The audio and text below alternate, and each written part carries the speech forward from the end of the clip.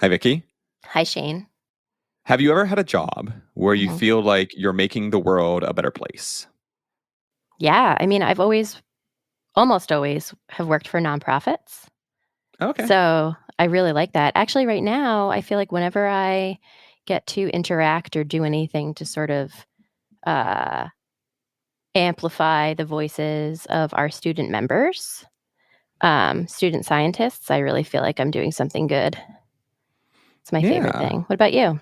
Oh, that's lovely. Yeah, kind of the same, right? Yeah. I left the research side of science not because I didn't think I was doing anything, but I wanted to have Hmm. kind of that more direct impact, not to be hokey. Great. And what kind of drew me to AGU and the job before, which I also do now, but like before the podcast was around, was Mhm. we're helping scientists communicate more Right. effectively, and especially with scientists who do like it's important to really have all scientists have the ability to communicate more effectively to any Mhm. audience. AGU worked with a lot of scientists who have really direct impacts, whether that's climate change or natural hazards or working in communities and all sorts of things. So Right. I do like kind of seeing that, like the fruits of those labors, helping those folks get out Hmm. there and communicate the good work they do. Yay. That is really Yeah, good look at work. us. Yeah. Go us. Yay. Science is fascinating. But don't just take my word for it. Join us as we hear stories from scientists for everyone. I'm Shane Hanlon, And I'm Vicky Thompson. and this is Third Pod from the Sun.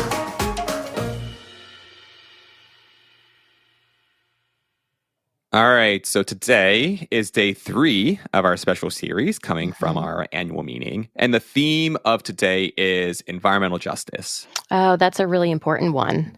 This is great. Yeah, very excited for this one. And we have someone today who works in local communities here in Chicago and thinks about environmental justice in just about everything they do. Oh, good. Okay, I'm excited about this one. Let's hear it.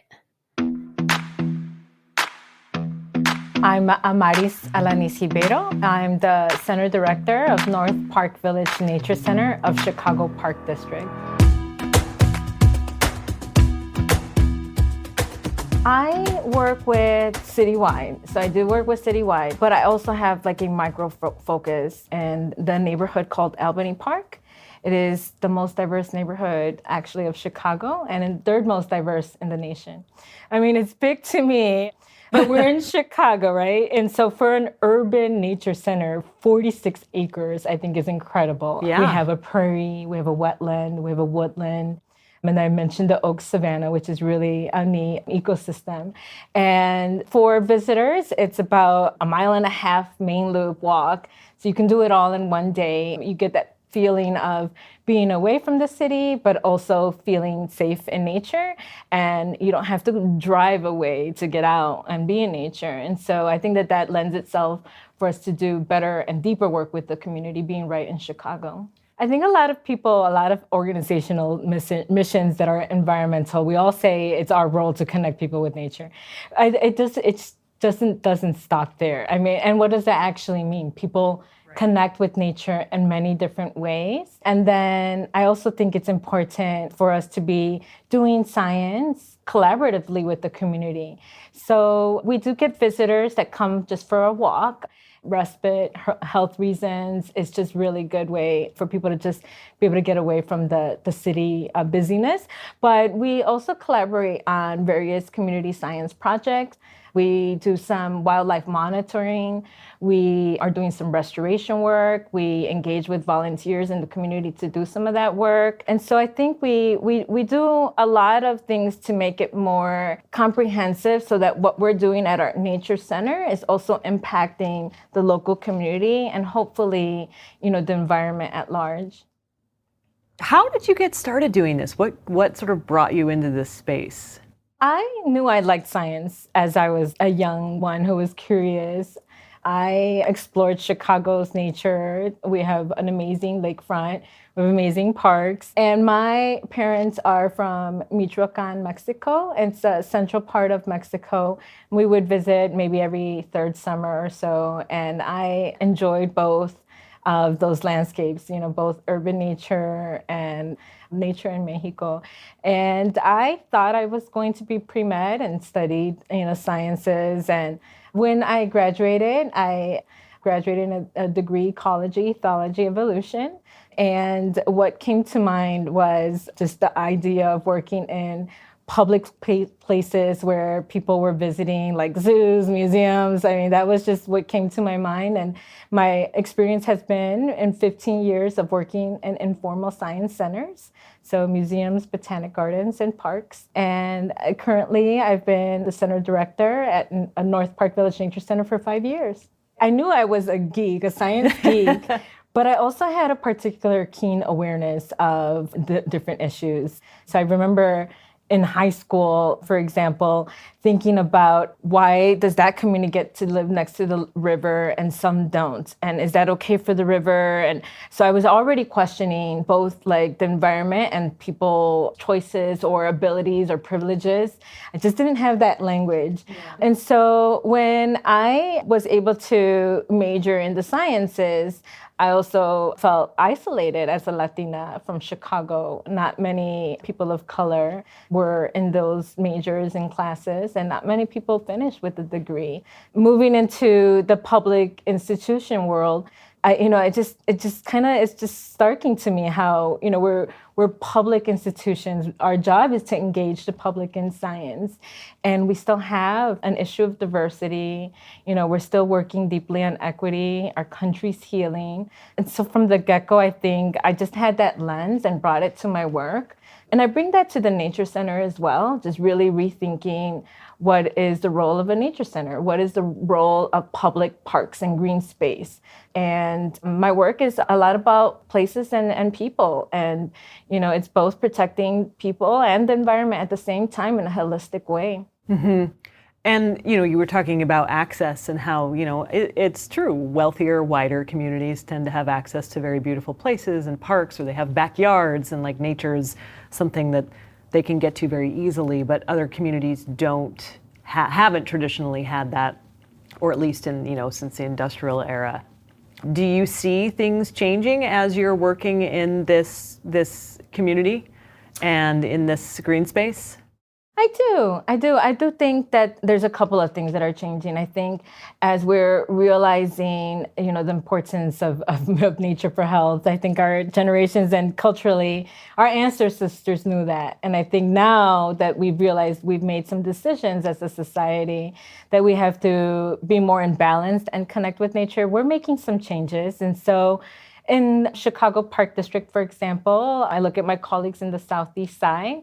They are taking these industrial corridors, these places, and really restoring that land. There's some bioremediation, but working alongside with the community as they do that. The Southeast side of Chicago is one of the birthplaces of environmental justice in Chicago. And so I do think that we are making some strides. The other thing that I think about is it's more than just access to nature. I think it's also important to center that the community has knowledge about nature. They are connected with nature. It just might look different. I do a lot of work around either cultural symbolism or ways that people connect ancestrally or intergenerationally with nature. So to give you an example, at North Park Village Nature Center, we worked with monarch butterfly conservation. It's a very beautiful species, iconic. Everyone loves the monarch butterfly. But I also talk about it in a cultural way. I have to. My parents are from Michoacan, where the monarch butterfly migrates to. And so I feel like sometimes we think about it in a way of, scientists came to the mountaintops of Mexico and discovered where the monarch migrates. And if I asked my parents and their parents and, their aunts and, everyone knows the story of the monarch butterfly. It really is something that the culture and community has carried, that science story. And they connected with the harvest. They connect it with the weather and the climate. When the monarchs are migrating, is it a good year? Is it a bad year? or how's the corn doing? It's all over the symbolism in a restaurant, for example. If you walk down Albany Park and you walk down Lawrence Avenue, you will see monarch butterflies all over the restaurants. You'll see it at soccer stores. And so that knowledge is there, that ecological knowledge about the monarch butterfly is there. And maybe they're not, talking about, all the science research around it, but ancestrally, that when an abuelita is having a conversation with the youngest of the child, those stories and narratives are there. And so that's an example of some of the work that I do to really shift that, because I think that's one way of thinking about environmental justice, is the right for people to be able to connect with nature in their historical, cultural ways and practices. We're seeing a lot of that in the work that the Indigenous community is fighting for. And I think it's just a new way of shifting how we view the world and how we view communities. And if we do some of that, I think that's going to be able to better help, the future of science. How do you try to ensure that immigrant communities are treated equitably when the ideas for dealing with climate change are being put forth? Because that seems to be another place where you have a sort of top-down approach on a lot of things, and it really needs to be everybody pulling together. Yeah, and that's so true with Albany Park and migration, climate displacement, all of that. We're seeing, catastrophes across the world. It's just something that is becoming more of a sense of urgency. But I also try to approach it with care and working with the community. It's trauma for many, moving to a whole nother country because of climate and climate disasters. And so what we are engaging in at North Park Village Nature Center is a project called Co-creating with the community on a climate migrant environment. And so it's a Thriving Earth Exchange project. It's a community science project. And the whole idea is for us to move slow as partners, community leaders, and scientists. We want to first, even before we get to the point of listening, we want to first check our assumptions about what is it that we think, when we think about climate migrants. And also just kind of know that, as scientists, we have an understanding of migration. We see it in whales, we see it in birds, monarch butterflies, for example, that I talked a little bit about earlier.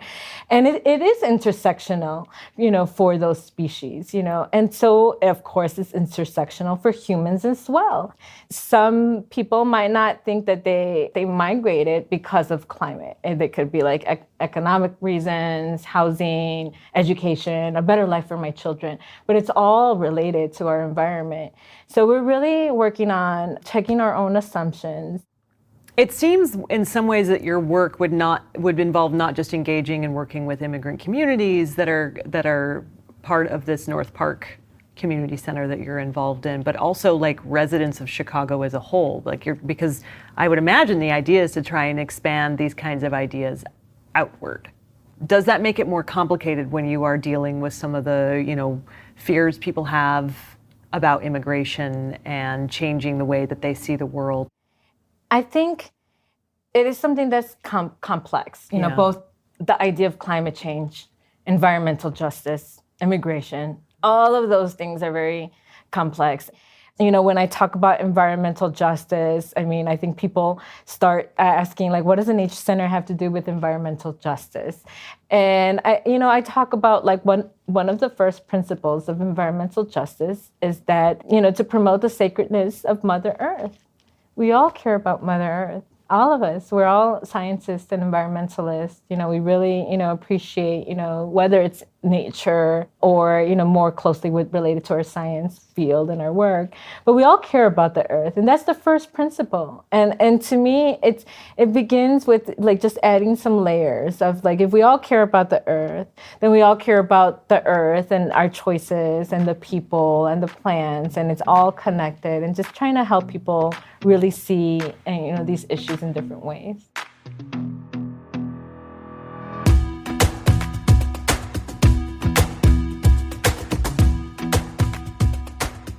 I could listen to Amaris talk about her work all day long. Yeah, ditto. And frankly, I'm just going to let her words speak for themselves. So with that, that is all from Third Pod from the Sun.